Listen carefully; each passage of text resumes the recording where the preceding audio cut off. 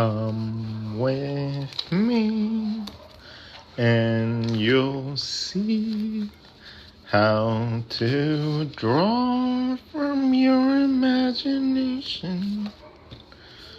I will teach all the tricks in the nation. Hello everybody, my name is RODGON. I'm an artist. I'm a designer. I'm an illustrator, comic book artist, the kids book illustrator, editor, graphic designer, marketer, owner of RODGON Academy, and today I am your favorite new art teacher. How you guys doing today? So today we have a very special day. We get to finish our sketchbook. We get to finish our whole sketchbook today.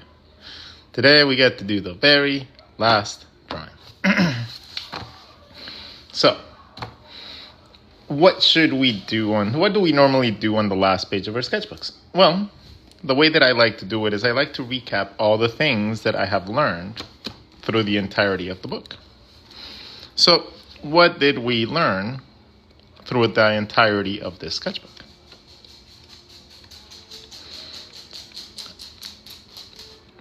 Each one of these was a lesson. Each one of these was a stream. Each one of these was meant to teach you guys how to do something or other. So, today we finished this book. How cool is that?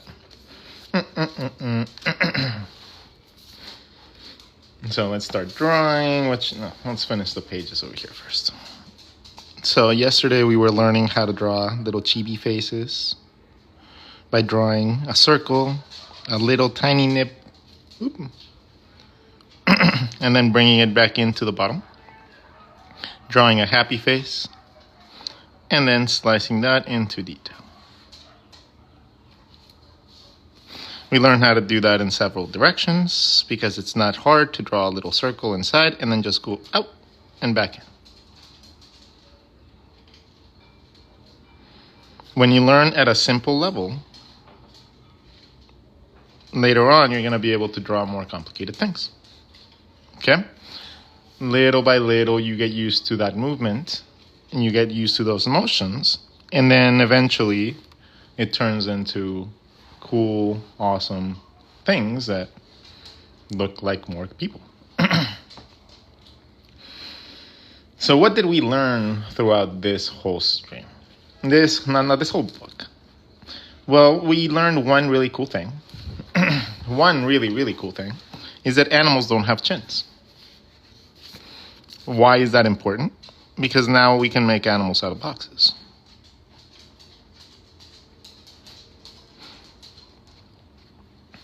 Learning that animals don't have a chin makes everything ridiculously simple. Okay? If you don't have a chin, you're literally two sections. You are your eye socket and your nozzle. This area becomes your ears, can go up or down, whatever you want. And then your necks tend to be coming a little bit towards the back. The nozzle can be different sizes. The ears can be different sizes. The head can be different sizes. So now you can shift that up and down. So if you have a box and I shift the midline down, creating a really small little nose, I have access to drawing things like mice and bunnies and shit. Or really cute animals.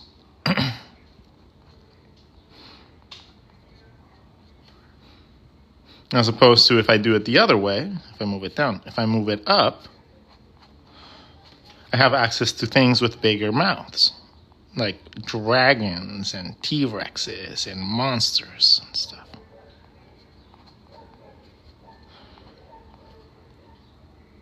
So it's a very versatile thing to have learned. And it just spawned on me when I was just looking at something. I was like, wait, why did I draw a chin on I think it was a dog. And I was just like drawing him, and I was like, well, why am I trying to draw the jaw like a human? I'm like, no, it just goes up and then goes back. It's a lot easier than that. Okay? So a lot of the times we're overcomplicating everything. So that was a very cool thing to realize. Learning that if I just draw a box and I draw a little snoot coming out, I can draw myself animals of all kinds. If I want their mouths open, it opens at the base of that little snoot, so you can just draw your mouths open all you want. Again, and then you can play with different things, different sizes, come up with different characters. Right?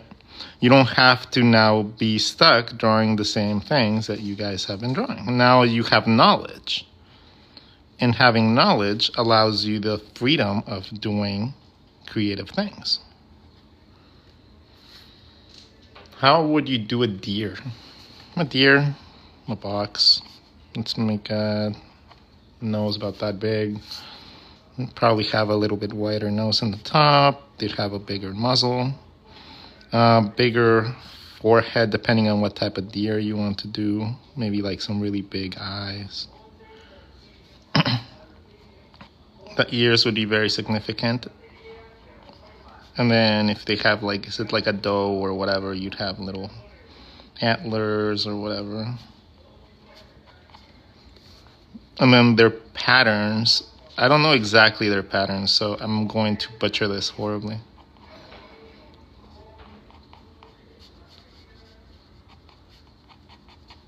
But the pattern would just be something that you like find like through visualization. You'd have to just see it. And then their horns would grow forward, depending on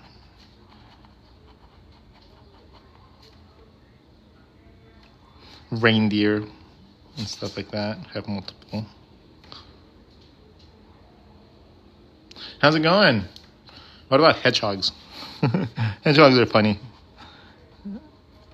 Because, again, they're a box. Extend the snoot.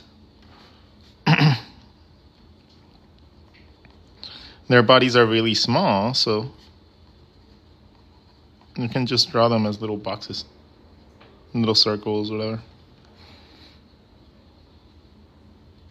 What am I doing? I'm just going over the things that I learned this whole sketchbook. So we learned how to draw animals with a box. Okay, if you want to make 3/4, you just overlap that line a little bit inside, and then you have yourself 3/4. Okay? It's not a gimmick. It's knowledge. If you bring that box in, you have access to drawing animals in every single position you could possibly think of. Okay? When you try to draw them from the bottom, you take the box from here, move it up here. Okay? You don't have to stress about learning how to move those things. It's just a box. Okay? A box. Stretch the box out and then split it in 4. Draw whatever features you want. And your neck doesn't go down, it goes to the back. So a fox or anything can be drawn really, really easy. Okay, and you can change the ears because the ears fall within that area. So you can move the ears in any direction.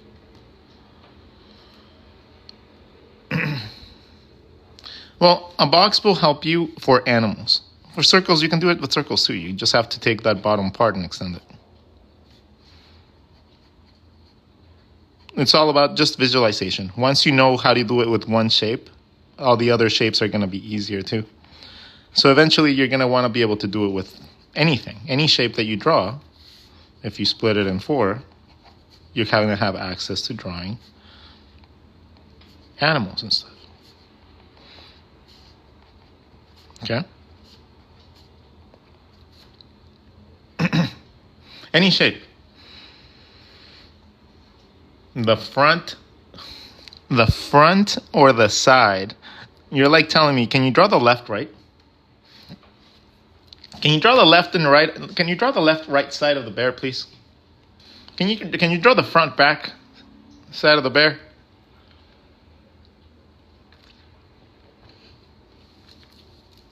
Words matter, my dears. Words matter. Box. Split it into 4. Instead of drawing the little snot right here, I'm going to draw a little snot right here.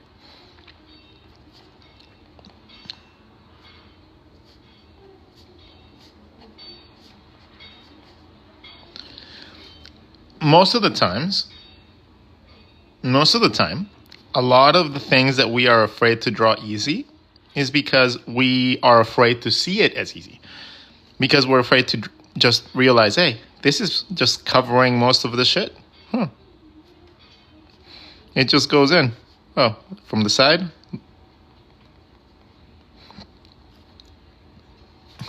So you have the ability to just move these shapes around and be able to move them in any direction you feel like. It's just a box.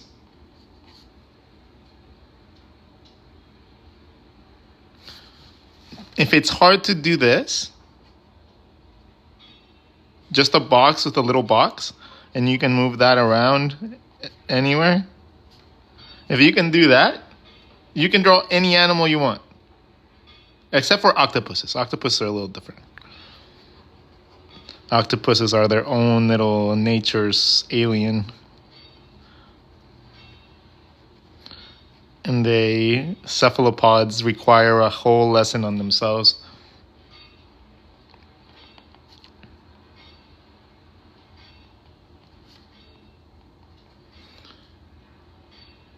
Yeah, cephalopods are awesome, but I still think that they're aliens. I think that's what the people think the aliens are.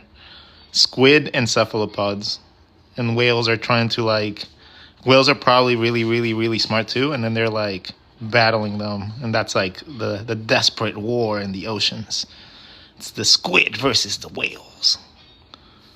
And then they have like the sperm whales are like the marines or something. Right, they're like the badasses. They're like, they dive in and they eat the squid and they fight them.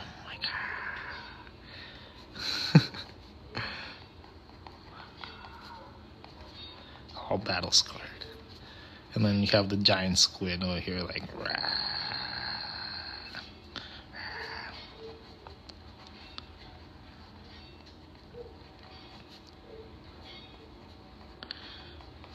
Their pincers and everything.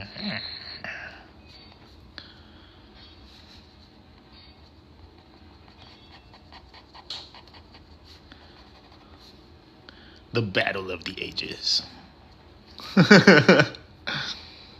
I learned from you I should be doing circles instead of center lines to do depth. Yeah. A little circle, instead of you draw a circle, like a head or a face, and you draw a line. That gives you a midline, right? But the moment that you try to draw that line on the side, it's not going to give you the curvature you need. So, if you draw a circle inside, if you make it thinner, it gives you a flat line. Okay? So, if you draw them thinking of them as circles, you have access to drawing guidelines that go around your shape. So now you have access to drawing the front and the back of your shape immediately. So this could be the front, and then the back would be like where tails and stuff like that pop up. Things like that, like little tiny things are the ones that allow you to learn how to draw things better. And guidelines that actually give you guidance is very, very cool. Hey, Brittany, how you doing?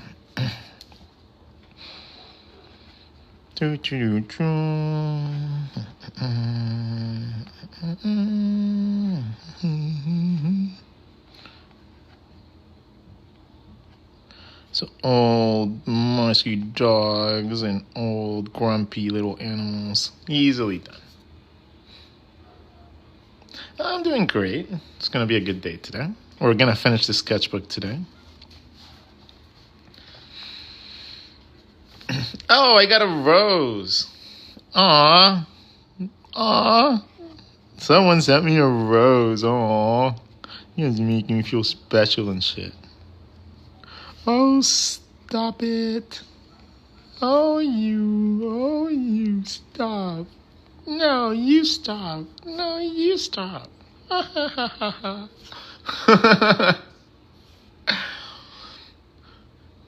Oh, now Justin sent, what do you send? Like a half-eaten corn? What does that do? I don't even know what the donations mean, by the way. So don't donate just to hear my reaction, because most of the time I'm not even looking at the screen. Yeah. Before it starts getting out of hand and people start doing that, like, I don't require donations. I am perfectly okay.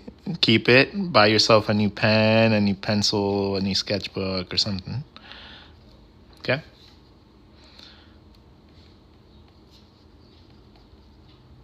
The more detail you add, obviously the more the drawings are going to stand out. But you can see how quickly you can draw things like animals and stuff. How long am I doing this live? I'm going to be doing this live until I finish this sketch page. A ferret. What does a ferret look like? I think they stink. I know that much. I used to have some, but they're like little weasels. So the circle, you expand the bottom part. And then they have really long necks.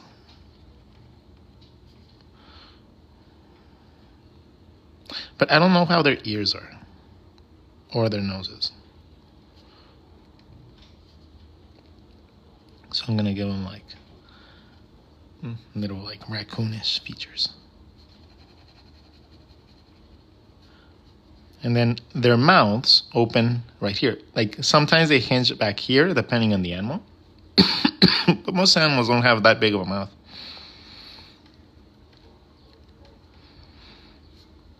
Yeah, most animals don't really have a big mouth. They just have a little opening.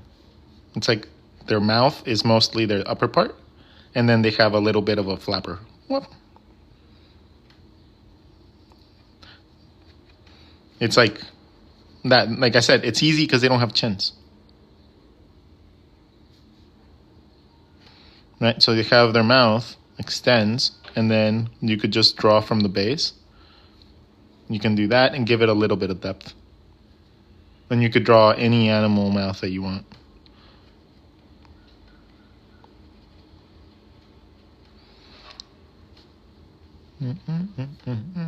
No, you want like dolphins and stuff like that. It's the same thing.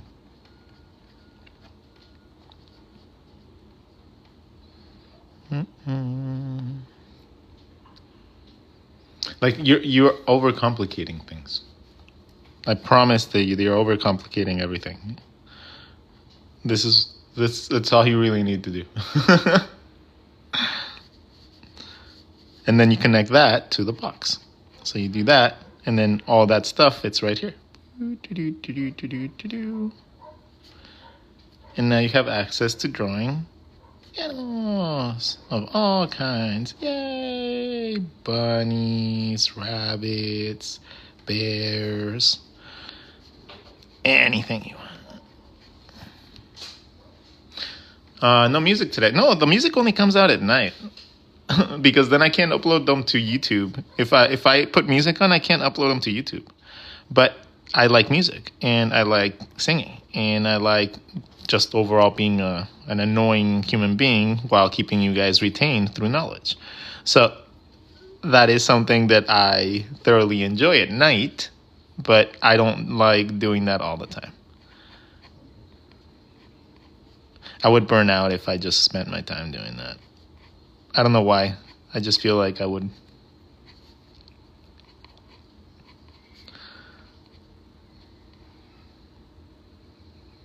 the bodies of animals, most animal bodies are going to be very similar to humans. Okay, so most animals have a rib cage, just like a human has a rib cage. Okay, they have a hole for a neck. They have collarbones.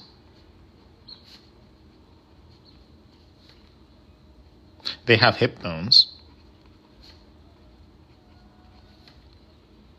They have a head.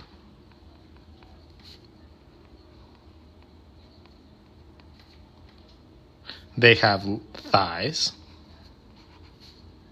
Oh, let's draw this over here because it's going to get in the way.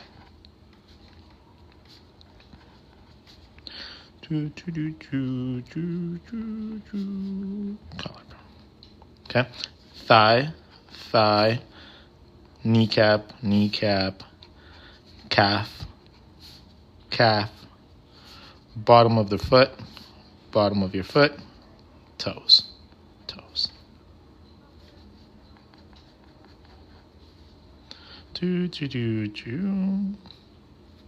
The front, you have your shoulder and your bicep, shoulder and bicep, forearm, forearm, hand, hand, toes, toes.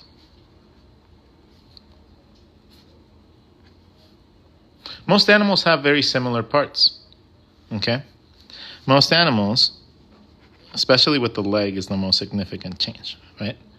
Your thigh for your animal is just positioned and done a little bit different.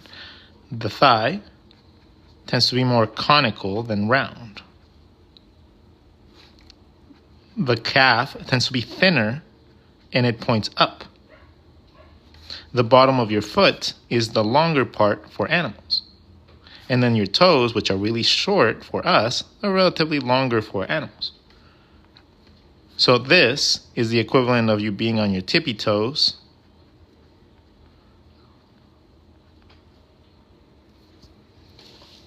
all the time. So animals are quick because a lot of the times they are very, very much on their toes the whole time. Almost thought it was going to be a furry. I mean, you can. The thing is, you can combine all these things, right? If you wanted to create something like a human, just add animal features, and then you go into human anatomy. You change the way the neck is structured, and that's it. You can draw yourself any sort of human hybrid at all. Like, it'd be incredibly simple. Draw a circle, a sushi for a body, and then a box to draw your animal head. You could draw yourself as a cute little animal really, really easy. And it wouldn't take a very difficult effort to be able to turn that into something cool. Again, your imagination is going to be whatever you decide you do want to do with it. It's going to be completely up to you. Okay, I'm here to give you the knowledge. Whatever you do with it is up to you.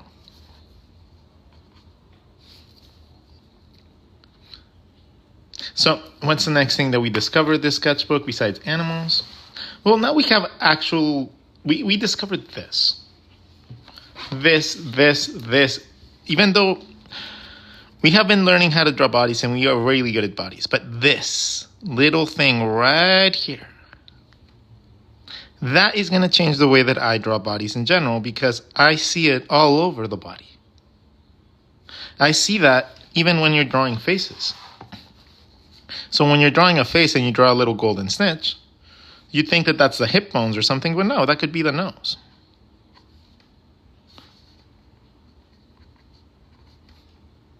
Oh, go down a little bit, draw it again. It's going to give you the curvature for your mouth and the width of your lip. Oh, you go down a little bit more, connect that to the side of your cheek, and now you have yourself your jaw and your inside cheekbone. Draw that here, and you have access to your eye socket and your eyebrows. It's like something clicked and I was like, what the fudge? Like, it's all over. Like, that pops and populates all over the body. And it gives you really, really cool mapping points so that you can draw really cool things with your drawings.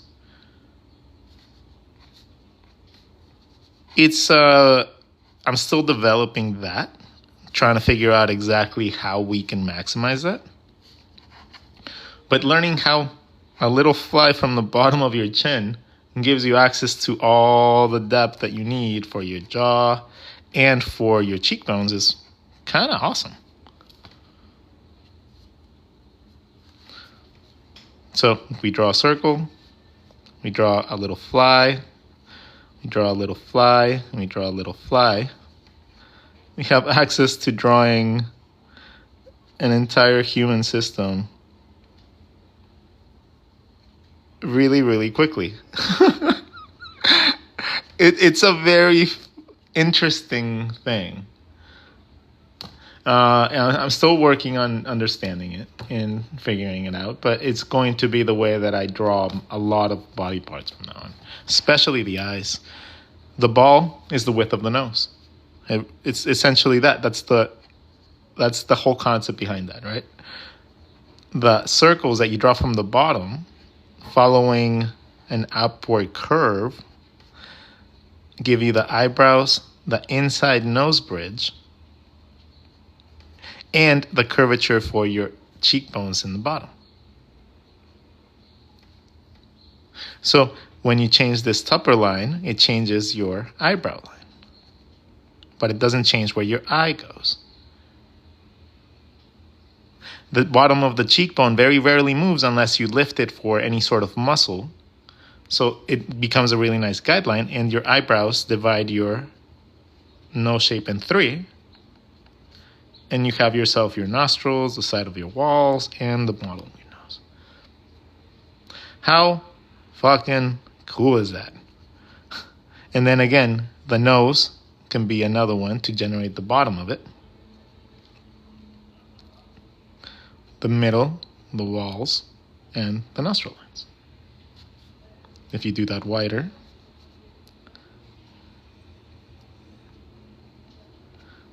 you can do any sort of little nose shapes with it. From like really creepy ones to really simple ones.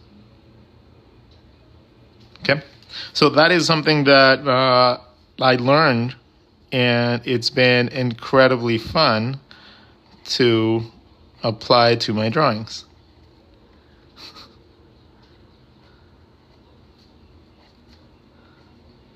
And it's really simple to use because that's the width of my nose already. I already know where my nose is going to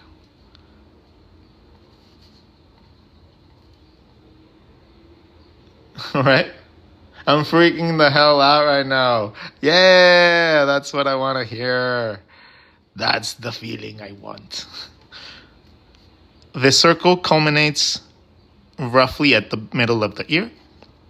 And that's going to be your initial sides for your temple. How to draw a dragon. Oh, we learned how to do those too, but if we're going to be drawing dragons, we got to go to the Book of Bernie.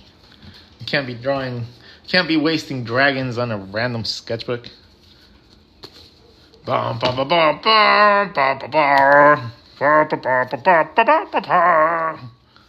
Book of Bernie, where dragons come to die at the hand of Dragon, the dragon-slaying mage Bernie. Yes. His acronym is BDSM. So, drawing dragons in general has become almost second nature to me. And I'm going to teach you guys the very simple formula that I use for it. Okay? I'm sharing this knowledge in the hopes that you use it to create awesome dragons and you share them with me. Okay? Because I like seeing dragons. And you're going to be able to do dragons like this. In anything in between. Okay? So, dragons. Let's see, where's my dragon tutorial? There it is. That's what dragons are made of. Circles, balls, and everything dumb. Alright? A box and some circles get you a dragon. And moving that shape around to different locations, aka the front of the face, the back of the face, big, small, little heads, big heads, all the way at the back. Every variation of dragon is possible. So I want you to screenshot this. I want you to screenshot this, and I want you to put that little formula into play. This is the crest of your dragon. Here, I'll draw it and post it for you guys. Boom. So, how do we use this formula? We can draw a box. Okay? We're going to split it in half. How big do you want your teeth? If you want really big teeth, you make this part bigger. If you want really big bottom jaw, you make the bottom part bigger. Let's see. Let's choose one. Let's choose this guy right here. Okay. So, 2 circles in. So I'm going to draw my circle right here. I'm going to have a little bit of space for my snoot, and I'm going to have a line that's going to divide my face into. This back circle is going to be, this big circle is going to be the jaw structure around my eye. See how it immediately just starts looking kind of like a dinosaur without even doing much? Because this is going to be your jaw structure going into your teeth. You, like any other animal, are going to have a brain space. Okay? So once you find out your eye socket, this is going to be your eye socket, not your complete eye. So you can draw your eye smaller in there. You can do any sort of stylization inside of it. This is going to be your brow ridge, which is going to create the crest for whatever horns. Your horns are going to come out of the top crest of your eye socket. Most animals generate their horns from around this area. Most animals. I don't know why. They just do. And I know that because I studied this stuff. Right? Going to the museum, looking at all the stuff that you have there. Paying attention to things and how they work in real life will give you access to understanding how you can draw them better. Even little tiny guys like this. Okay? I base it off of that stuff. So, let's go back to our post-it.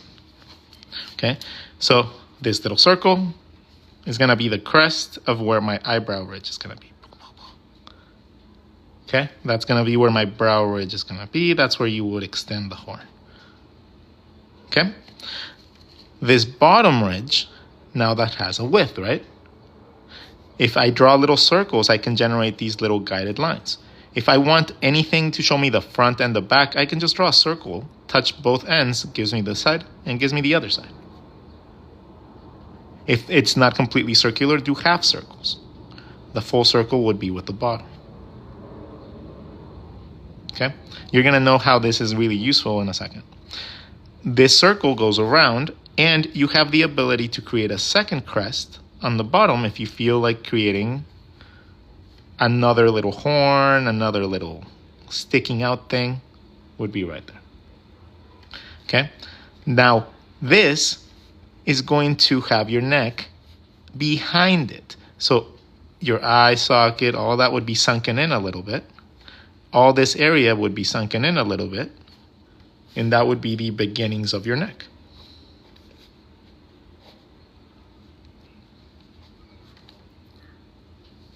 From here, if this is your bottom jaw, your neck would expand this way.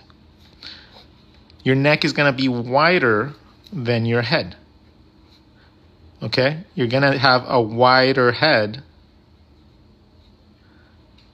a wider neck than your body most of the time. So if you go this way, you go that way, whichever way your neck goes, okay, it's just going to be a little bit wider at the base than it is at the top. Regardless of how big your dragon's head is, your body of your dragon will be bigger.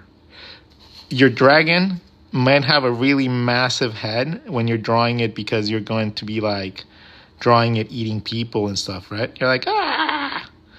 But in comparison to their actual like bodies, their heads are tiny in comparison to the massive structures that become their bodies, because their bodies are huge.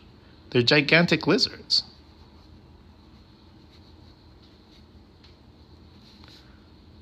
Okay?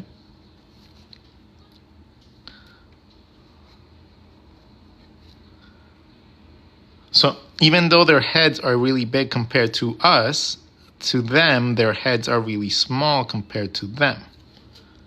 So most of the time, that is something that you have to keep in mind. And you gotta just learn that through trial and error, looking at how other people portray these magical creatures that don't exist. So anything that I do to draw them, if I draw spikies, if I draw crest, if I draw little details like this instead of details like that, if I draw hair, I can draw anything I want. They don't exist. I can't get something wrong if it doesn't exist. So taking a little bit of that stress away from thinking, I have to draw it perfect. What the hell is perfect? They don't exist.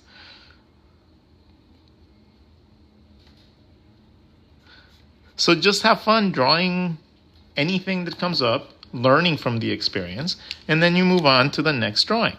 And you learn something new. And then you move on to the next, and the next, and the next, and the next. And by version 600, you'll be like, oh, well, duh, of course that's how you draw dragons. It's fuck.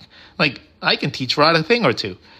Like, no joke, you guys will be just knowing a tiny bit of the knowledge is all you really require. From just knowing that, you should be able to go in and apply your own stylization to these things.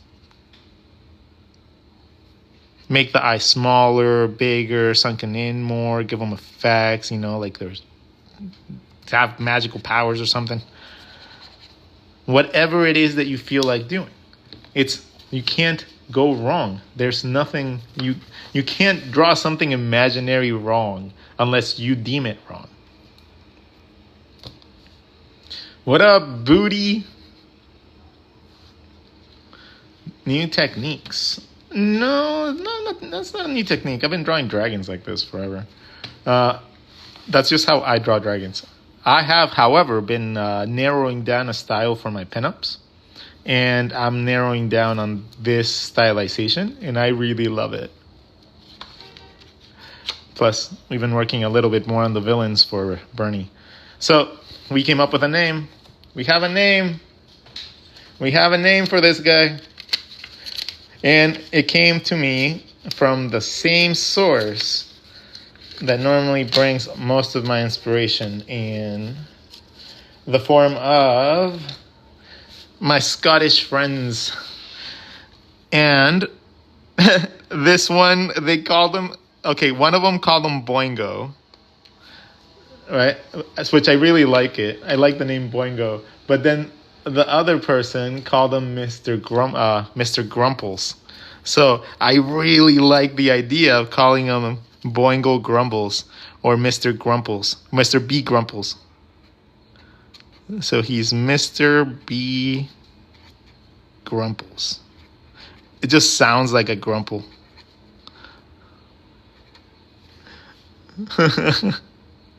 And this one stands for Boingo. But he doesn't go for Boingo because he thinks that it doesn't seem intimidating. Boingo Grumples. I swear to God, Scottish people come up with the best names ever. So Boingo Grumples has been born. And Boingo Grumples is a cute little animal, just like Bernie. But he is full of just spite. Like when Bernie is pettiness. So Bernie is pettiness. Munchies is sloth. No. He's like eating a lot. So I don't know what you would call that. What do you call that? I don't know. Whatever it is that you call that. Let me put that over here. Gluttony. There you go. So, this little guy is gluttony. Right? Because he gets really, really scary when he doesn't eat. Like, he's really tiny. But then if he doesn't eat, he starts getting really scary. So his name is Munchies. But he's going to be the epitome of my gluttony and my eating disorders that I've had throughout my life. Right? Because I have had bad eating disorders. And it started in wrestling back when I had to lose like 10, 15 pounds in a very short amount of time very quickly. And it just developed very bad habits. And that is why I want to include him. Then we have Bernie. Bernie is the little bunny. And this guy is the epitome of pettiness. So my pettiness is going to showcase horribly through him. Then the dragons are actually going to be my self-esteem. The dragons are my measures of self-esteem that my pettiness kills every single time that I let myself be petty. So the dragons are innocent, by the way, in all this story. Like they're the good guys. The dragons are completely neutral. They have not done anything to anybody. Not on purpose. Even the accident that Bernie has when he's younger is because of Mr. Grumples over here trying to take over a dragon. So Mr. Grumples has a couple powers. First, if he touches you, he can take over you. Right? He just takes over you. He just controls you. You're like a zombie legion. Okay? So he takes over a dude that's an artist, aka me, and then he turns me into the makeshift villain for season 1. But nobody knows that it's not him. It's the little Mr. Grumples. So the first season will just be this guy just fighting this guy that seems to have magical powers that control things. But at the end of the day, it's going to be this little guy that controls everything. It's going to be the little tiny dude. And I like that idea a lot because his magical powers come from him. When the dragon burned half his body, it dripped a little bit of the little magical powers that he had trying to take over the dragon onto him. And now he has his powers. So, but it's portrayed a little different. He doesn't have full control of them. So he just demonstrates rage. So he just uses it to make weapons and cast fire spells and make his little house really, really cool. And then we have the Panda Scouts. My excuse to draw pinups. So I have the Panda Scouts. The Panda Scouts are the peacekeepers. They're the ones that go around preventing Bernie from killing all these dragons, but they can't piss him off because then they'll just call his wrath. So what they have to do is they scold them, they give them little treats, they do other alternative things to keep them away from the dragons. And they also have to fight off the dragons because the dragons are animals. They're huge, gigantic animals that they still have to be protected, but they still have to be defending themselves from them. So they're constantly trying to grab Bernie before he kills them. Because they change the environment. They have so much magical energy that they absorb everything environmental. So the more he kills them, the more chaotic the environment gets. And that is the whole reason behind it. Pettiness will destroy your world if you allow it, regardless of it seeming like a good endeavor at first. So that is going to be the lesson that I want to instill. But it's going to be through murder and through cute little animals and magic. And I'm just using this whole sketchbook to narrow down all the styles and production aspects that I would ever need to give to anyone in order for it to become something more. If someone needs 3D models, if someone wants to make stickers, if someone wants to make posters, if someone wants to make I don't know, if anybody ever cosplayed anything that I ever did, I would fucking love you. I would be you are fucking amazing. And then you would be my best friend forever. One person cosplayed one of my characters in one of my sketchbooks once. And my girlfriend at the time flipped the fuck out.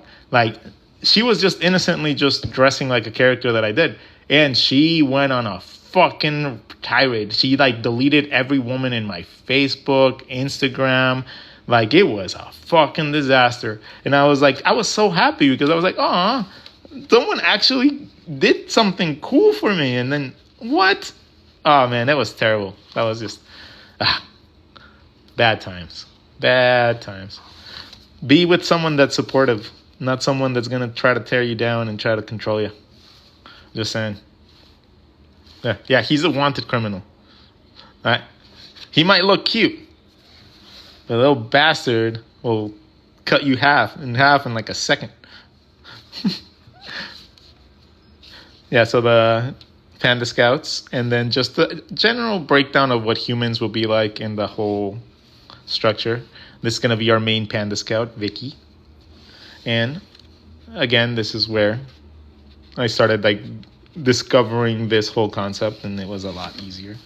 And then I started putting it into play, and then I realized, drawing people in public is really easy now because of that. That little simple trick was like insane. I was like, oh, this is super fun.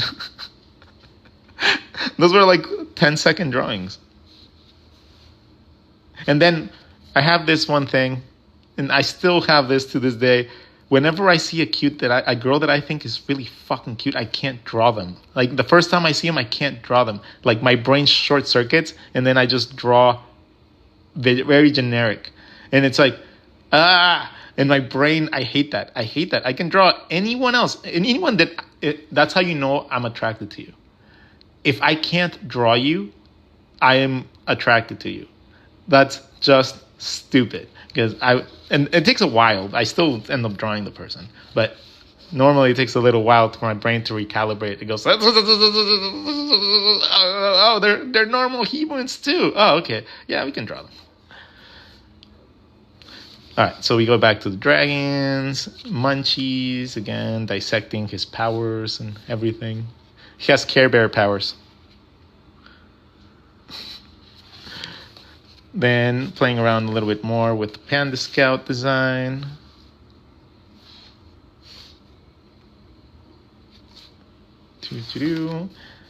Coming up with the stylizations, the sizing, proportions, everything that I need, and then coming up with different ways of stylizing the character. And then we come to the museum. So this is the last thing that I drew in the sketchbook. I went to the aquarium on Saturday, I think.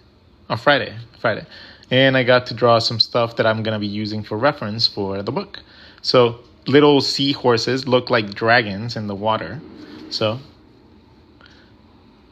I drew little bird. He's not going to kill the ones in the water, okay? They don't have wings. And maybe the wings is the catalyst for him. But yeah, just chilling at the aquarium, looking at the stuff. I invited people to go, but nobody ever shows up. I was going to stream it and everything. I just got sad. Like I get, even though I don't show it or talk about it, it's really depressing sometimes whenever, it's been like 7 years that I've been asking people, like anybody around here, to hang out and just do things like that would increase the likelihood of having a community in the art. But nobody ever shows up, like at least here. And it's just like so demoralizing sometimes. Like, I'm surprised I still even put them on. But the hope is there. One day. Hey, I used to watch you. Hey, it seems like you're watching me now again. Oh, congratulations, you made it back. So, that calls for, let's put our little post-it of our dragons, because this one's kind of cool, but not in the aquarium one. Let's put it on the next page. Let's put it down here so it doesn't become the main focus. Do I have tape? I don't have tape. No, I can't. Okay, I can't draw on this until I tape this down. My brain will not let me. My brain will not let me until I'll just like narrow down. Like my hand will start just lifting the corners up. A glue stick. I don't know why I never thought of that. I don't know why I never part of that. Interesting. So, what did we learn today? We learned that the little fly is going to be a very useful little shape. Okay? This little fly is going to be able to give you access to learning how your eyes work. It's going to give you access to learning how your nose works. And if you wanted to, it can also teach you how your mouth works. Being able to learn how these shapes work can enhance your productivity because you won't be thinking, how do I find where things go? How's the new sketchbook coming along? Oh, you guys want to see it? It's coming along super cool. So I made a cover for it. So it opens flat. I did not know it opened all the way flat. I thought that I was going to have a big crease, but no, it opens completely flat. Every page. All these creases are because I creased it before, because I thought that I wasn't going to be able to do that. But nope, the book opens completely flat the whole way through. It's going to be a fucking awesome book to draw on. And I came up with the covers. Thicker paper. It looks like an actual book, like an actual real sketchbook. And it probably costs like twice as much as a normal sketchbook would. But I did it myself. And now I can make more of them, right? So the first one cost me like $30 because I had to buy all the material. Like the glue, I had to buy the tape that I used for the side. I had to use brushes that I didn't want to mess up my brushes. And then the paper, which was just chipboard or like cardstock. I like cardstock. But I never find books that are thick enough. They're always like this big. And I hate it. So I made mine. And now I can use my Post-its. All the extra Post-its that I have, now I can use them for my sketchbook covers. It's super cool. Do you paint a lot? No. No, at all. I don't paint at all. I have an unfortunate little thing, and it's called color blindness. So I'm a red-green colorblind artist. I can't distinguish tones between red and green very well. So it becomes really difficult for me to draw things like skin tones or environments without just having to put a natural stylized spin to it.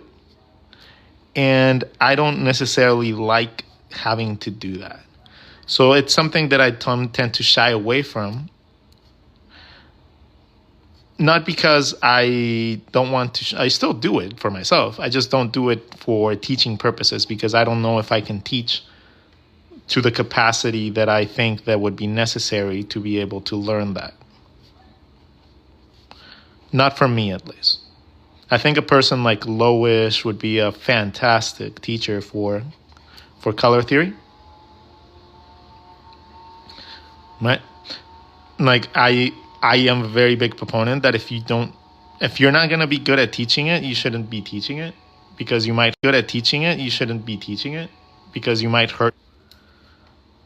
If somebody trusts you, especially with teaching or with any sort of advice, if somebody trusts you, right, to know what you're doing, and you don't know what you're doing, but they trust that you do, eventually they're going to put into play all the things that you taught them, but they're not going to work because you didn't take the time to teach them properly. So you're going to hurt someone. Okay? If you are giving just random nonsense advice, teaching, especially with somebody that's trying to follow their dreams, that's why it's a very difficult situation to be in a teaching position and not care. If you don't give a shit and you're teaching, you end up hurting people much more than you end up helping them. Loish. She's just amazing at color. You guys can look up people like Creature Box. Creature Box is another one that is really good with color. They have a bunch of tutorials online. Is it with an E? Loish? But yeah, color theory is just something that is going to be better explained by someone else. I have a bunch of tricks that I use to be able to facilitate my life when it comes down to that sort of stuff.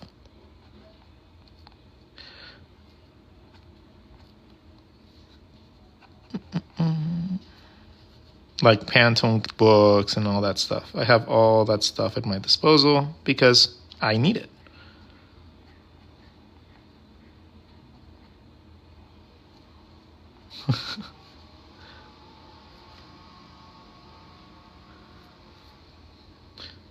I am the god of... Okay. That's an interesting name.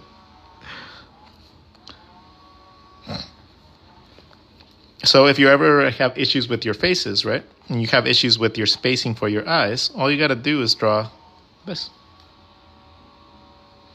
This is going to give you your nose, your eyebrow, the curvature for your eyebrow and your muscles.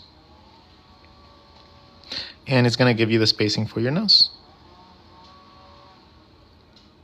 which is normally more than enough that you need to be able to generate a character.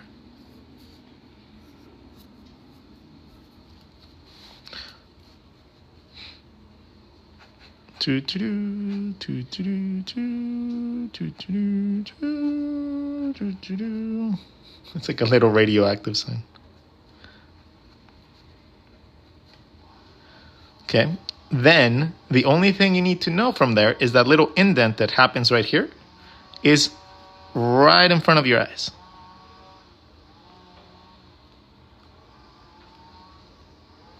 That's it.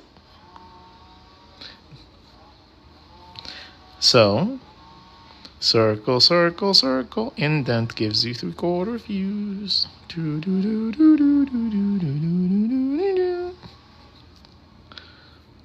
Right, and then that circle, if you follow it down, can give you your mouth. How do you draw? Placing his weight on one leg. So, if we have one leg, we're going to draw the one leg, and then we're going to draw the body connected. Right? And then this leg can't be on the ground, so we'll just lift it. Draw a little shadow. And then from there, he needs arms. So we'll draw one arm going this way, the head, and then one arm going this way. So being able to ground your character first, learning how your body connects, can lead you down being able to draw really cool things, really simple.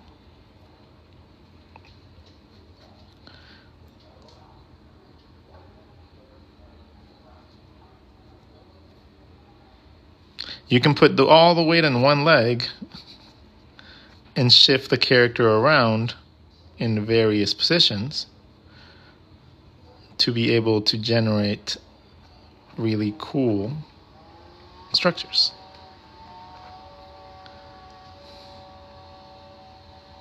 And any pose that you really want to do can be done at a simple level too. You don't have to add any anatomy and anything like that. You got to learn to do them like this, right? Learn simple overlaps, because little simple overlaps later on are going to become complex overlaps, okay? If you have an issue with them at this stage, just wait until you start adding muscle structure. Right? The more muscle you start adding, the more things get overlapped. And if you have a struggle at that one stage, you're going to have a much harder struggle trying to figure out more subtle overlapping shapes later on. So you got to learn simple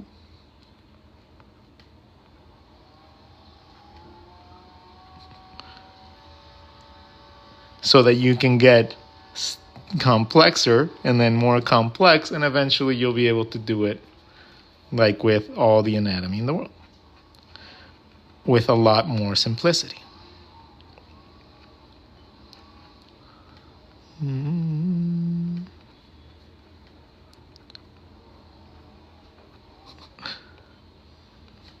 Let's see, we have thigh, calf.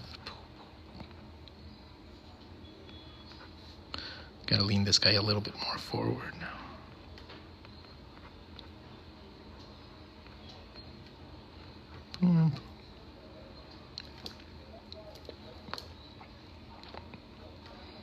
And little by little, you just end up in the resulting character that you want.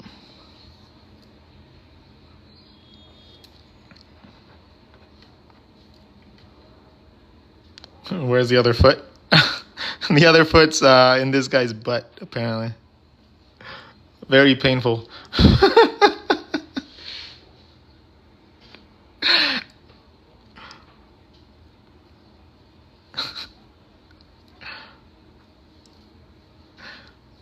Can you do down on one knee from the front facing angle? Down on one knee. So if you have this like proposing.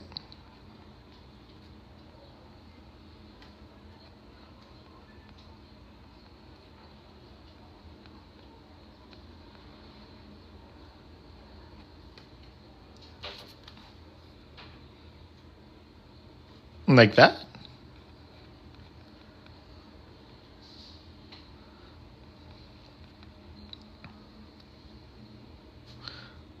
Do do do.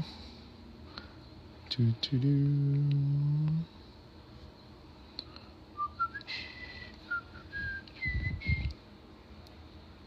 And then you could have somebody up here like, oh my God.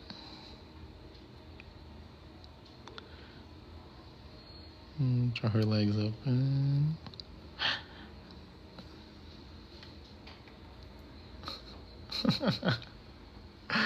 In what platforms am I? I am on Instagram, TikTok, YouTube, and Discord. But I rarely use my Discord because I just don't think I need to have an extra thing. Like, I went just thinking, like, I added it for the school so I can have communication with them, but most people just send me messages directly. Like, I'm a very open person, so that there doesn't have to be another gate for people to have to go through. Right? Anybody that joins my school can just ask me questions.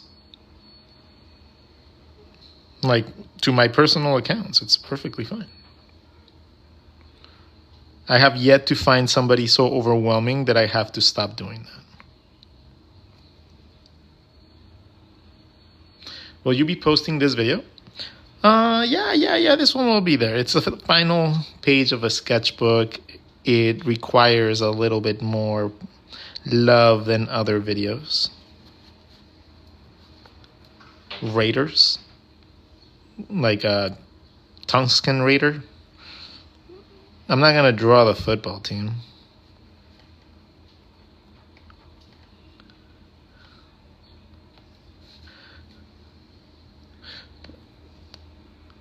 Invite Christina.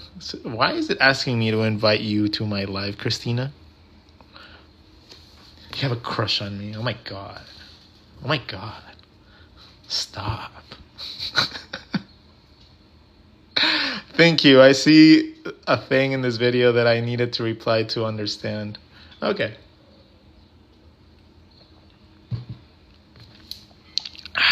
Okay, we have a little tiny square.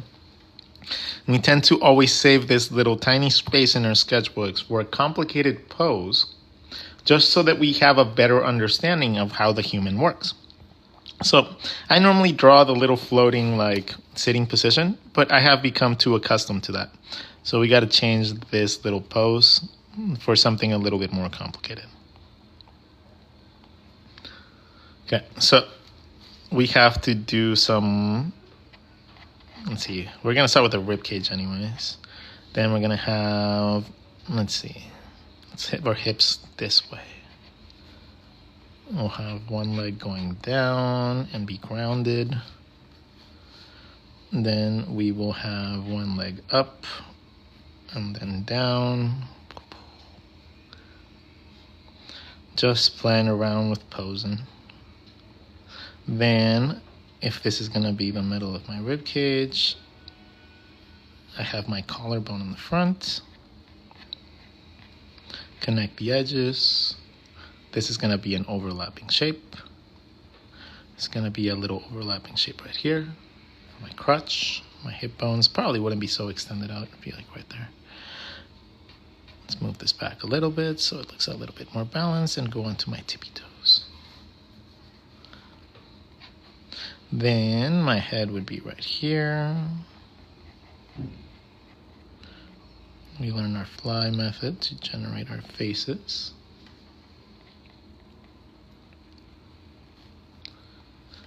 And then I still have to be drawing. So I'm right-handed. So this hand right here would be holding my sketchbook somehow. Forearm, arm, and then my sketchbook might have to be like right here. Okay.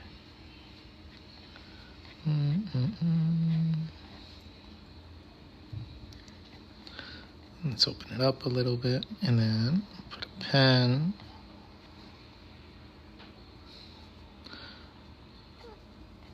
Let's see. The other arm would be behind it. We wouldn't really see it, which is perfectly fine. I'm learning that that's perfectly okay. Right? Learning that it's okay. If you can't see something, it's okay not to draw it. It's perfectly fine. Let's draw a baggy hoodie. Super baggy hoodie. So it'd be like dripping this way. Then my hoodie would go around my head. And I know I have a really, really curvy physique right now. But that'll change in a second because I don't really have that many curves. Let's see, what type of clothes do I want to give myself? Some shorts, maybe. These shorts would be riding up a little bit. They would fall back down.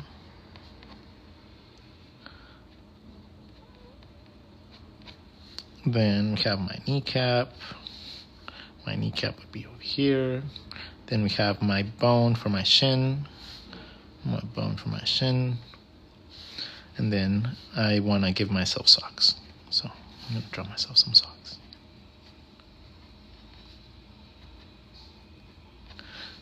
But I don't want to shy away from drawing a toe.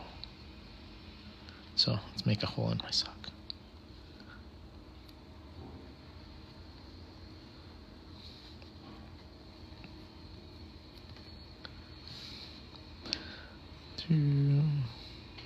All bunches up right there. I have been working out a lot more, so this also pertains to that. See how even though I looked really, really like feminine, just by covering the curves up a little bit, it becomes a lot less that. Then we have our ear. My nose would be around here, which means that my mustache would be right there. And my glasses would be right here. Going into the hoodie.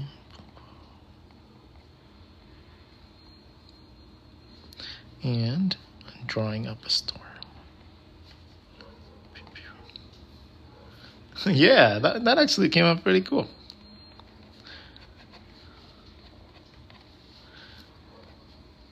And quite akin of how I've been feeling recently. Nice. I love the construction of your beautiful art. Oh, thank you. I appreciate every single one of you guys. and girls.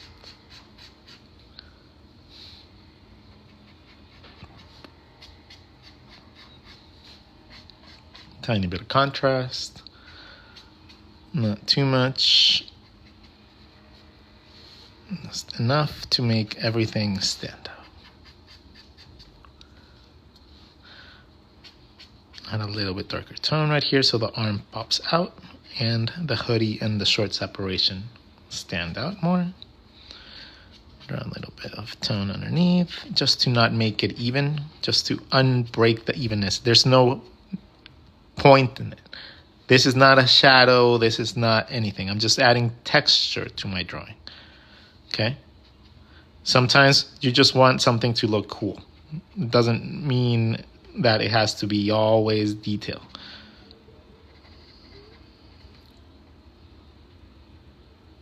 All right. So that's kind of cool.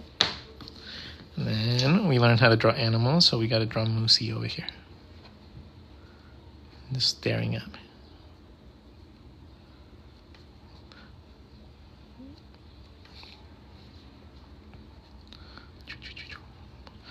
Moosey pie.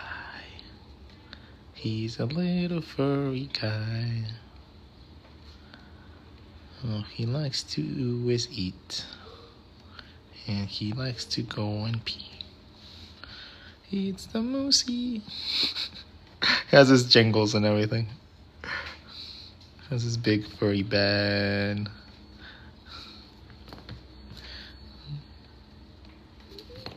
There we go, new Moosey.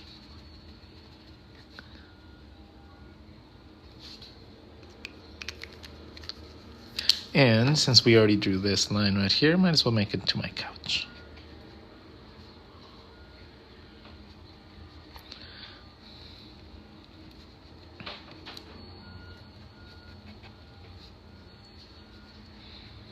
Just make myself in a living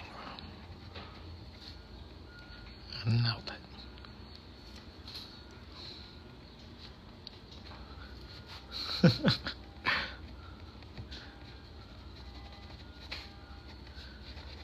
There you go.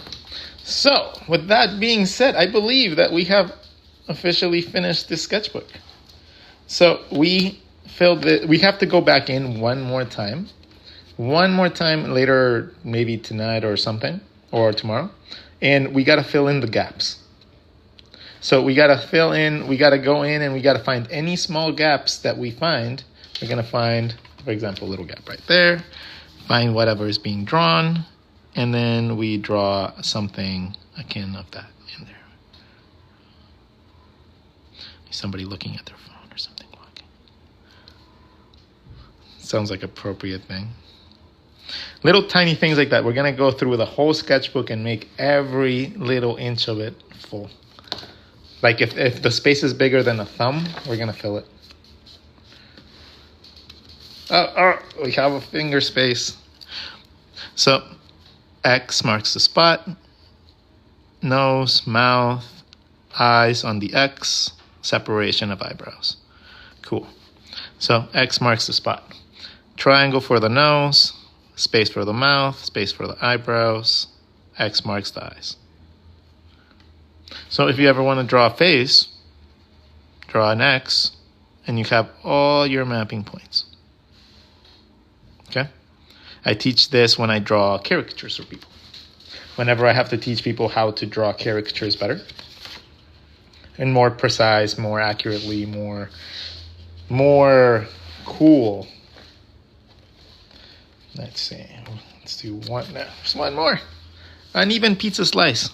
Okay, so if you want to draw an even pizza slice pizza, like draw a pizza slice into 4 slices, make one uneven, and then you can draw all your features there. Cool. So that's the uneven pizza slice method. Right. Boom, boom. We have a little space right here. Have nose, mouth, and then the bottom lip tends to be a little bit inside. So if you draw it inside into your chin, it gives you a nice little stepping stone, right? When you curve these lines, let's curve it up a little because the lip curves a little bit. Same thing happens. Okay? So a lot of the times, you're doing a lot more than you have to. Just go upper lip, bottom lip. 99% of the time, that's going to be enough. If you do it subtly, you get subtle results. If you do it really extreme, you're going to get extreme results, right? If you do it extreme, if you go, it still looks weird. No, it looks cool, but now it looks kind of creepy as opposed to just making it subtle. But it still works. Different style things, my friends. Stylization. So yeah, we're going to just do that. And we're going to cover anything that we really don't like with Post-its. And we're going to make a fun time of finishing the sketchbook. And then we'll have a really beautiful book by the end. So, and then we'll scan it and then we'll sell it. It's art block number 16. Even though there's only 2 right now. No, there's 3. There's 2? No, there's 2 art blocks. There's raw art, which is the non-compilated version of these. Like just the raw versions of it. Then I have a coffee break doodles and I have my pinup book. I got to update the pinup book. I need to make more pinups. I have been getting so good at them. Like so fucking good. Like I'm so proud of the stylization that I've achieved with my simple sketches. Right? They're getting to the point where they're getting really, really, really appealing. Like just little tiny sketches that I just do for fun are getting to the point where they have an appeal that I like. And it's just really, really, it's hitting a little spot in my brain. So I want to just sit here and draw pinups all day, but I can't. Because people tell me I have to do stuff for money. I have to pay bills and shit. And all I want to do is draw Vicky.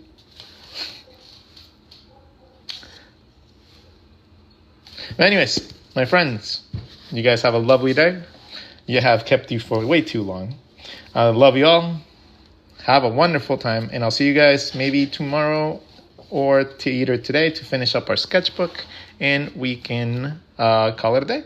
We'll number it. We'll finish it. And then we'll send it off to scan. I don't know who will scan it unless I buy my own self. Ugh, gotta buy a fucking scanner. I had one. And then my buddy took it. I gotta buy another scanner. Damn it. But it's worth it. It's worth it, I guess. All right. Talk to you guys later. Bye. Belly roast for Mustache. Hey, well, hold on. Here's Moosey. Here's Moosey. Oh, here's Moosey. Oh, belly roast for Moosey. Oh, little leg action. Leg action? No? You're too sleepy right now. Moosey. Bye. All right, everybody. See you guys next time.